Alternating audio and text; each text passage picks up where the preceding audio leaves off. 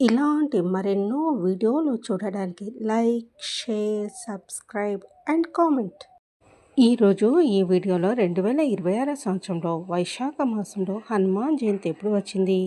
హనుమాన్ జయంతిని సంవత్సరంలో 2 సార్లు ఎందుకు జరుపుకుంటారు? హనుమాన్ కృపను పొందాలంటే ఎలా పూజించాలి అనే విషయాల గురించి తెలుసుకుందాము. హనుమాన్ జయంతిని ఎప్పుడు జరుపుకోవాలనే విషయంలో ప్రాంతాన్ని బట్టి, సాంప్రదాయాన్ని బట్టి 2 రకాల ఆచారాలు ఉన్నాయి.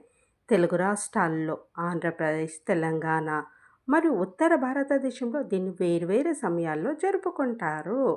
హనుమంతుడు చైత్ర శుద్ధ పౌర్ణమి రోజు జన్మించాడని ఉత్తర భారతీయులు బలంగా నమ్ముతారు. దీన్ని చైత్ర పూర్ణిమ హనుమాన్ జయంతిగా జరుపుకుంటారు. మన తెలుగు సాంప్రదాయం ప్రకారము హనుమంతుడు వైశాఖ బహుళ దశమి నాడే జన్మించాడని పంచాంగాలు చెప్తున్నాయి. అందుకే తెలుగువారు ఈ రోజుని అత్యంత ప్రధానంగా జరుపుకుంటారు. చైత్ర పౌర్ణమి నాడు హనుమాన్ దీక్షలు చేపట్టిన భక్తులు 41 రోజుల పాటు మండల దీక్ష చేసి సరిగ్గా వైశాఖ దశమి నాడే దీక్ష విరమణ చేస్తారు. సాధారణంగా ఎవరికైనా పుట్టినరోజు ఒకేసారి వస్తుంది, కానీ హనుమంతుడికి మాత్రము 2 సార్లు వస్తుంది. దీనికి కారణం ఏమిటంటే వాల్మీకి రామాయణంలో హనుమంతుడి జన్మతిథి గురించి స్పష్టమైన ప్రస్తావన లేదు. అయితే పరాశర సంహితలో వివరణ ఉంది. పరాశర సంహిత అనే గ్రంథం ప్రకారం ఆంజనేయుడు వైశాఖ బహుళ దశమి శనివారం రోజున జన్మించాడని తెలుపుతారు. అదే రోజున హనుమంతుని జన్మతిథి చేసుకోవాలని చెప్తారు. అయితే కొన్ని ఇతిహాసాల ప్రకారము చైత్ర పౌర్ణమి నాడు నికుంభుడు తదితర రాక్షసులను సంహరించి హనుమంతుడు విజయం సాధించినట్లు కనిపిస్తుంది. ఈ కారణంగా ఆ రోజు హనుమత్ విజయోత్సవం చేసుకునే సాంప్రదాయం కొన్ని చోట్ల ఉంది. దీన్ని ఉత్తరాదిలో హనుమంతుడి జన్మతిథిగా చేసుకుంటారని పండితులు సూచిస్తున్నారు. అలాగే చైత్ర పూర్ణిమ నాడు హనుమంతుడి విజయోత్సవము దక్షిణాదిలో ముఖ్యంగా తెలంగాణ ప్రాంతంలో చాలా ఘనంగా జరుపుకుంటారు. ఆంజనేయ స్వామి వారి నిలువెత్తు విగ్రహం దగ్గర 60 అడుగుల శోభాయాత్రగా ఊరేగిస్తారు. చైత్ర పూర్ణిమ హనుమత్ విజయోత్సవం నుండి 41 రోజుల పాటు హనుమాన్ దీక్ష చేస్తారు. ఈ దీక్ష చివరి రోజున హనుమంతుని జన్మతిథిగా జరుపుకుంటారు. ఈ 41 రోజులు తెలుగు ప్రజలు హనుమంతుడికి ఉత్సవాలు జరుపుతారు. వైశాఖ బహుళ దశమి నాడు దీక్ష విరమణ చేసి వైభవంగా పూజలు నిర్వహిస్తారు. హనుమంతుడి జన్మతిథి వైశాఖ బహుళ దశమి నాడు జరుపుకునేందుకు ఓ బలమైన కారణం ఉంది. కలౌ పరాశర స్మృతిలో చెప్పబడినట్టు వైశాఖే మాసే కృష్ణయాం దశామ్యం మందవాసరే పూర్వభాద్ర ప్రభుత్తాయ మంగళం శ్రీ హనుమతే అని చెప్పబడింది. దీని ప్రకారం వైశాఖ మాస బహుళ దశమి నాడు హనుమంతు జన్మతిథి జరుపుకుంటారు. ఈ రోజున హనుమాన్ చాలీసా, ఆంజనేయ స్తోత్రాలను స్వామిని స్తుతిస్తే అనుకున్న కార్యాలు దిగ్విజయంగా పూర్తవుతాయని ఆధ్యాత్మిక పండితులు సూచిస్తున్నారు. చైత్ర పూర్ణిమను హనుమాన్ విజయోత్సవము అంటారని పెద్దలు చెప్తారు. పరాశర సంహితను అనుసరించి హనుమంతుడు అవతరించింది వైశాఖ బహుళ దశమి నాడు అని పరాశర మహర్షి చెప్పారు. శ్రీరాముడి సీతామాతతో కలిసి అయోధ్యను చేరుకున్నాక లంకలో రావణుడిపై విజయానికి కారణం హనుమంతుడేనని రాముడు ప్రకటించి చైత్ర పూర్ణిమను హనుమాన్ విజయోత్సవంగా నిర్ణయించారంట. ఎక్కడెక్కడ శ్రీరామ సంకీర్తన జరుగునో అక్కడక్కడ మారుతి ఆనంద బాష్పములు నిండిన కళ్ళతో చేతులు తలపై జోడించి నాట్యం చేస్తూ ఉంటాడు. ఆంజనేయ స్వామి జన్మదినం రోజున హనుమత్ భక్తులు రోజంతా ఉపవాసం ఉండి హనుమాన్ చాలీస పఠనము, రామనామ జపం చేస్తారు. ఆంజనేయ స్వామికి ప్రత్యేకమైన దినములు శనివారము, మంగళవారం ఇంకాను గురువారం. పురాణ కథ ప్రకారము ఒకసారి శని ఆంజనేయ స్వామిని తన ప్రభావంతో వశపరుచుకోవాలని ప్రయత్నించగా స్వామి అతన్ని తలకిందులుగా పట్టి ఎగరవేయసాగాడు. శని తన అపరాధాన్ని మన్నించమని వేడగా స్వామి తనను తన భక్తులను ఎప్పుడూ పీడించనని శని మాట ఇచ్చిన తర్వాత వదిలిపెట్టాడు. అందుకే 7.5 ఏండ్ల శని దోషం ఉన్నవారు శనివారం ఆంజనేయ ఉపాసన చేస్తే వారికి మంచి కలిగి శని దోషం తగ్గుతుంది. ఇతరులు మంగళ, గురు, శనివారాల్లో ఏ రోజైనా స్వామికి పూజ చేసుకొనవచ్చును. హనుమాన్ జయంతి రోజున జిల్లేడు వత్తులు నువ్వుల నూనెతో ఆంజనేయ స్వామికి దీపం వెలిగిస్తే అష్టైశ్వర్యాలు చేకూరుతాయి. హనుమాన్ జయంతి రోజు సాయంత్రం 6 గంటల ప్రాంతంలో హనుమాన్ ఆలయంలో దర్శించుకొని ఎర్రటి ప్రమిదలో జిల్లేడు వత్తులు నువ్వుల నూనెతో దీపం వెలిగించే వారికి ఆయుర్దాయము, సుఖ సంతోషాలు, అష్టైశ్వర్యాలు చేకూరుతాయి.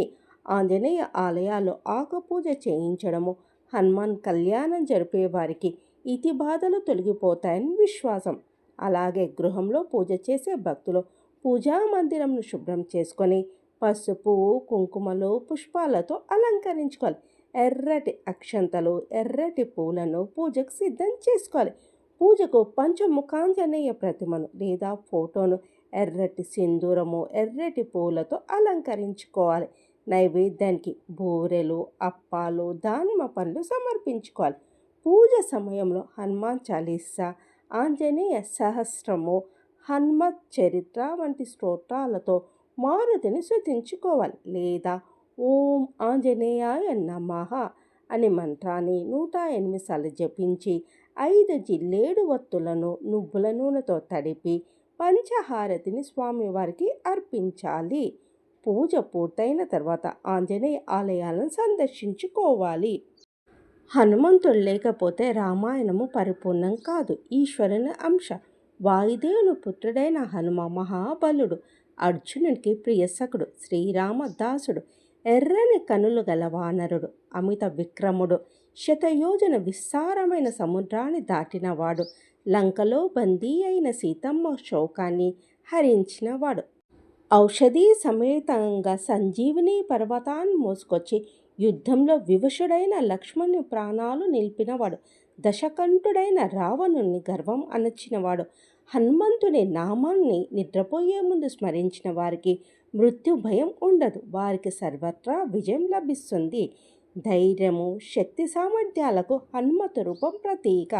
ఆకాశ మార్గాన ప్రయాణించి సముద్రం దాటి లంకలోకి ప్రవేశించి సీతమ్మ జాడ కనిపెట్టారు. సంజీవిని పర్వతాన్ని పెకిలించి తీసుకొచ్చిన వీర హనుమాన్ శక్తియుక్తులను కీర్తించడం ఎవరి తరమో కాదు. అతిబల పరాక్రమవంతుడైన శ్రీరాముడి సేవలో గడపడానికి అధిక ప్రాధాన్యత ఇచ్చాడు. తన మనసునే మందిరంగా చేసి శ్రీరాముని ఆరాధించాడు. హనుమంతుడు గుండె చీల్చి చూపగా సీతారాములే దర్శనం ఇచ్చారంటే సీతమ్మ తల్లి కంటే మిన్నగా రాముని ప్రేమించాడు. ఒకసారి సీతమ్మ నుదుటిన సింధూరం చూసి ఎందుకు పెట్టుకున్నావు తల్లి అని అడిగితే శ్రీరాముడు దీర్ఘాయుష్యుడిగా ఉండాలని ఆమె చిరునవ్వుతో చెప్తుంది. అంతే. హనుమంతుడు ఒక్క క్షణం ఆలస్యం చేయకుండా తన శరీరమంతా సింధూరం పూసుకున్నాడు. అది హనుమంతుడికి శ్రీరాముని మీద గల నిరుపమానమైన భక్తి. హనుమాన్ జయంతి రోజున భక్తి శ్రద్ధలతో ఆంజనేయుని పూజిస్తారు. కలౌ కపి వినాయకౌ అంటే వినాయకుడు, హనుమంతుడు కలియుగంలో త్వరగా ప్రత్యక్షమయ్యే దేవతలు అని అర్థం. ఎక్కడ రామనామం వినిపిస్తుందో అక్కడ తప్పక హనుమంతుడు ఉంటాడని భక్తుల నమ్మకము. ఎత్ర ఎత్ర రఘునాథ కీర్తనం తత్ర తత్ర కృత మస్తకాజీలం బాష్పవారి పరిపూర్ణ లోచనం మారుతిం నమత రాక్షసాంతకం అంటే శ్రీరాముని కీర్తన జరిగే చోట హనుమంతుడు పులకితుడై అంజలి జోడించి ఉంటాడు. రాక్షసాంతకుడైన అలాంటి హనుమంతుడికి నమస్కరిస్తున్నాను అని అర్థం. అలాగే భూత ప్రేత పిశాచాలు సైతం హనుమంతుడి పేరు చెప్తే భయపడి పారిపోతాయి. మహారోగాలు మటుమాయం అవుతాయి. శని ప్రభావం వల్ల కలిగే బాధలు తొలగిపోతాయి. మంచి బుద్ధి కలుగుతుంది. కీర్తి లభిస్తుంది. ధైర్యం వస్తుంది. హనుమంతుడికి 5 సంఖ్య అంటే చాలా ఇష్టం. అందుకే 5 ప్రదక్షిణలు చేయాలి. అరటి, మామిడి పండ్లు ఆయనకు ప్రీతికరము. హనుమాన్ చాలీసాను చైత్ర పౌర్ణమి నుంచి వైశాఖ బహుళ దశమి వరకు మండలం కాలం పాటు రోజుకు 1, 3, 5, 11 లేదా 41 సార్లు పారాయణం చేస్తారు. దీనివల్ల చేపట్టిన కార్యము, అనుకున్న పనులు త్వరితగతంగా పూర్తయి మనసులోని కోరికలు నెరవేరుతాయి. సంతానం కోసం ఎదురుచూసే దంపతులు మండల కాలం పాటు హనుమాన్ చాలీసా పారాయణం చేసి అరటిపండును నివేదించాలి. ఈ ఫలాన్ని ప్రసాదంగా స్వీకరిస్తే తప్పకుండా సంతాన భాగ్యం కలుగుతుంది.